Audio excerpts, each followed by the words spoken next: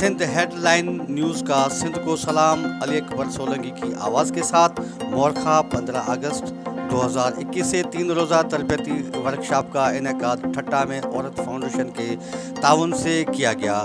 सबसे पहले तलावत की गई, उसके बाद एक तारीखी सेशन और आज के मौजू के मुतल्लिक़ जज्बा साउथ एशिया पार्टनरशिप पाकिस्तान और औरत फाउंडेशन के ताउन से जज्बा प्रोजेक्ट के खदोखाल के बारे में बयान किया गया।